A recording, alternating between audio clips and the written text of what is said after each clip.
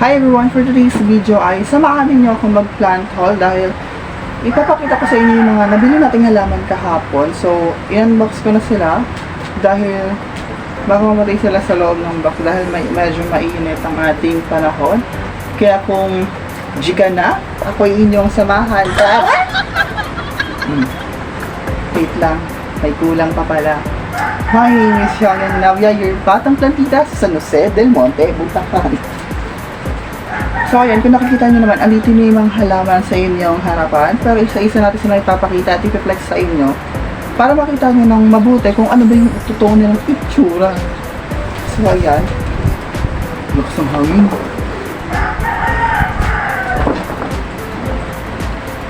So, umpisahan muna natin sa pre-seller. This is the pre. Yes, may pre-plant ulit tayo. This is, ano ba to?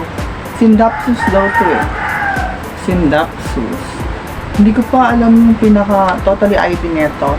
Pero Scindapsus daw ito guys. Yan. Maganda rin mga Scindapsus. Ano siya? Pwede siyang plant for beginners. Ayan. And the next plant natin is ito na, itong nasa unahan. Para mawala na siya dito. Kita nyo ba yung gandang yan? Yes, maganda siya guys. Tingnan nyo yung kulay ng pagka-black niya. And kung may mga taong mahilig sa mga black, yan. Ito na ang sign para bumili ng Mojito Marble. Marble? Maliday. Ay! Maling-malig ka na ng Mojito Marble daw. Ito ay Alocasia Mojito. Ang ganda ng dahon niya. So, eto yung reference niya kapag nag-matured siya at saka dumami. Ayan. Next is dito na yan. Tatanong bakit dalawa yung paso. Hinatong ko lang yan. Ito guys is Jopiai. Jopiai or Jopiai, parang something ganun. Hindi ko masyadong yung pronunciation ng name niya. Basta ayan siya. Ganda, di ba? Ang cute. Mas maganda to pag nag-lash or lumaki na talaga siya. So, ito yung reference niya. Yan. Ganyan yung magiging itsura niya kapag lumaki siya. So, mura ko lang to nabili guys. Next is papalapit na tayo ng papalapit. Talaga naman. Ito. Look at a closer look at the plant. Ano to guys? Saan ba ito nakalagay? Sa pot siya nakalagay, nilipat ko lang sa ganito para medyo malaki. Ito yung nilagyan na ng ano. Ano ba yun? Yung chocolitos. Tama ba? Chocolitos. Basta ganun. Yung cookies na ano, maliliit. Yan, para medyo malaki yung nilagyan niya. Nilagay ko siya dito sa basket. Para maganda siyang tignan. Bakit ko siya nilagay sa basket? Because this is a pitcher plant. Yes, I have a pitcher plant na guys. Isa to sa mga dream plant ko din talaga dati kasi nagaganda ako sa pitcher niya. So, maraming variety na ito. Variety? Basta maraming klase ang pitcher plant. Ayan. At para ito parang local pa lang ito na pitcher plant o yung ordinary na pitcher plant. So, try ko mag-collect ng iba-ibang klase na ito. Basta ito, wala pa siyang flower. Yung flower niya guys, yun yung pinaka-pitchel niya. So, tumutubo yung flower niya sa new leaves. New leaves? Ang labi. New leaf na dito, ito.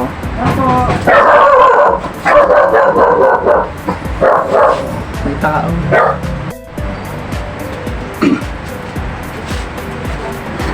So ayan guys, we're back dahil may dumating lang na tao. Pinagbuksan natin siya ng gate.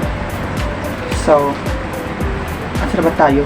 Basta ito, marami siyang klase. Tapos yung flower niya nga, dito siya nagmumula sa dulo ng dahon. Dito siya nanggagaling yung pinaka-flower niya. Kapag may new leaf, may new flower din siya.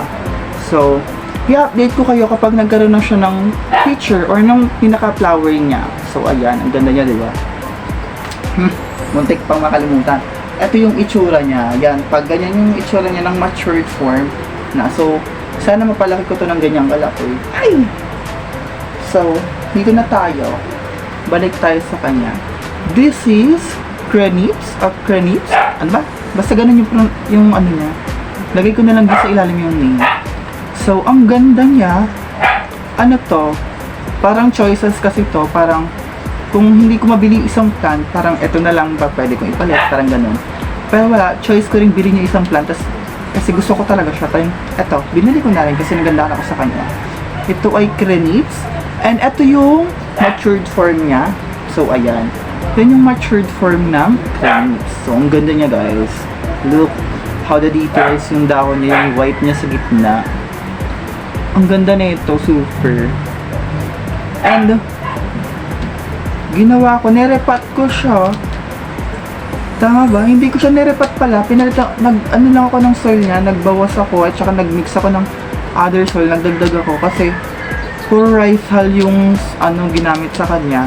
So, naglagay lang ako ng konting coco cubes at saka garden soil. Ayan.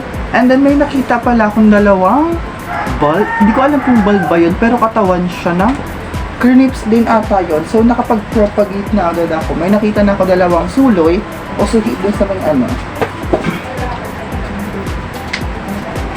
So, eto siya. Wala pa siya. Ito yung nakita ko, yung parang sanga. Akala ko katawan to ng Cranips nung una. Kasi nasa ibabaw, pinagalaw ko. Gumagalaw din si Cranips. So, ayan. Na-propagate ko na siya dyan.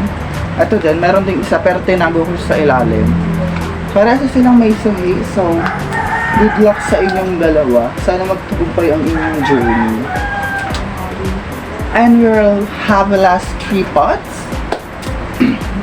This is the ordinary Billy. Yes, Billy.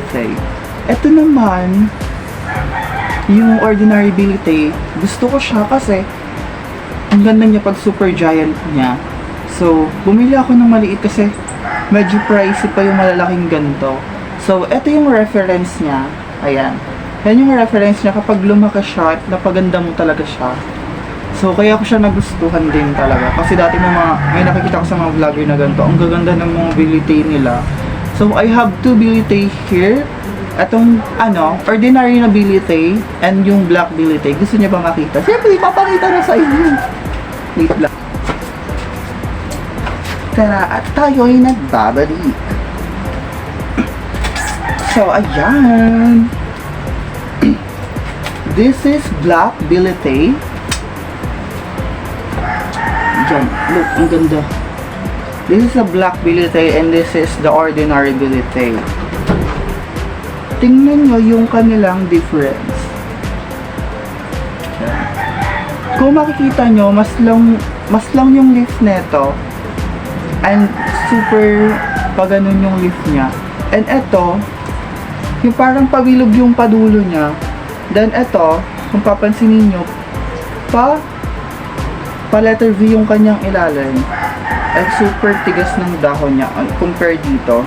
Ito malambot. Ito malambot din pero matigas yung dahon niya. So etong black Billy, ang pinagkaibahan nila yung leaf neto. Kung nakikita nyo yan, green lang. Kasi nga ito yung ordinary na Billy. Green lang yung leaf niya sa likod. Hirap na hirap sa peso dahil. Tapos ikutin na lang natin. Ayan, ito naman ay kulay black yung likod. Soon, pwede siyang mag-black yung stem nito. Medyo mag-dark yung stem niya. Basta itong likod niya kulay black. Kaya siya tinawag na Black Billy. So, ayan. I have 2 pots here na net ang ganito.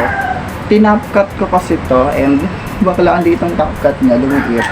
Okay lang, parang cute naman. Look, ito yung top cut niya. Hiningal ako. So, ayan lang siya. Tabi na natin. So, ang bibilin ko naman sa kanila, ang susunod bibilin ko yung marinated naman ng Billy. Medyo pricey kasi siya din. Kaya di ko pa siya mabili.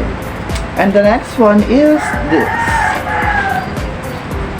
At hindi na ako magpapakita ng reference na ito, yung matured form niya. Kasi parang matured naman na tong form na to. Ayan.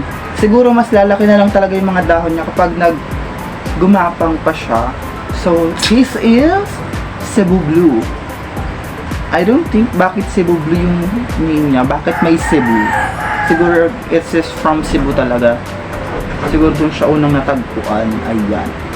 Bakit siya tinawag na Cebu Blue? Kung papansinin niyo yung kanyang mga dahon, hindi siya katulad ng ibang plants o yung ibang philodendron na green lang yung dahon. Sa kanya, para siya may pagka-blue, lalo na kapag nasisinaga ng araw. Di ko lang alam kung makita nyo siya sa camera. Pero, sobrang ganda na ito sa personal. Parang blue talaga yung, medyo light blue yung dahon niya. Kaya siguro siya tinawag na sa Cebu Blue. So, ayan. Isang seller lang yung binibilang ko nito at ang gaganda ng mga halaman niya.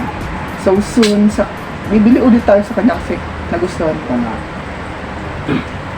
And it's story time to this last spot. This is necktie. This is Anthurium necktie. Look how beautiful it is. Ang ganda ng dahon niya. Nakahangto, tinanggal ko lang yung bakal kasi nga pinatong ko na siya dyan. Sobrang ganda na ito guys, and ito yung reference niya, ayan. Then yung reference na itong ating Anthurium necktie. Mahilig din ako sa Anthurium pero hindi pa ako masyado nagkakulik ngayon dahil medyo pricey pa sila sa market. But soon sana makabili tayo ng mga Anthurium. And the storytelling about this, ito dapat bibilin ko siya. Noong una, nag-asa ko sa seller if available pa. Dahil sabi niya, yes po, available pa. Kasi po nasa isang pot kasi tingnan nyo, 2 puno ito. Yan, 2 puno. Tapos, sabi ko, sige po, get po ako. Kunin ko siya. And sabi niya, sige, sa'yo na, parang pinareserve ko na siya ganyan. Tapos, nung kukunin ko na siya, sabi niya, hindi niya pa daw nahihiwalay. Kasi, yung nakita ko din talaga, in-inspect ko siya pag uwi ko sa bahay. Mukha na siya mahirap ihiwalay kasi yung ugat niya, dito na. Ayan na, nakakapit na dyan lahat. Tapos, ang dami na sobra. So, sabi ko, okay, kaya pala siya nahirapan ng ihiwalay or hindi niya nainiwalay. One din sa reason neto, kaya hindi niya nainiwalay, kasi nga daw, maganda daw tingnan kapag lash. Totoo naman, ang ganda tingnan, di ba? Lalo na kapag nakahang to, sobrang ganda niya. Etong planta to, kaya ako siya nagustuhan, kasi meron din ganito, si Mami Ken, yung isang vlogger din na pinapanood ko, and nagandahan ako sa necktie niya. Sobrang ang haba na nung leaf. So, na-inspire din akong bumili ng ganyan. So, ayun, sabi niya kasi, kung kaya ko daw bang bayaran talaga tong dalawang to, medyo mahal din siya. Pero, gusto ko kasi talaga siya. And wala kayong magagawa. Gusto ko talaga siyang bilhin. So, sabi ko, sige po, titignan ko muna pagdating po dyan sa inyo kung anong itsura ng plant na mismo. Tapos, nung nakita ko, okay, worth it naman yung pambayad. So, yan, ginet ko na siya, and nagbabali na siya. Ito na lang ata yung nag-iisa niyang necktie doon. So, ayan. Ayan lang for today's video, mga Dars. Hala, hindi ikaw. So, yan lang for today's video. Sana supportahan niyo pa ako sa mga darating pa nating mga vlog. So, please like and follow and like our page. And aside po sa ating FB, meron din po tayong YouTube channel. At ang ating YouTube channel is Yang Your Plant Girl. So, ayan, please subscribe and like na rin yung mga video and hit the notification bell para lagi kayong updated sa ating mga bagong video. So, yun lang. See you next time. Basta, mag-vlog na lang ako. Yun na yun. Bye-bye!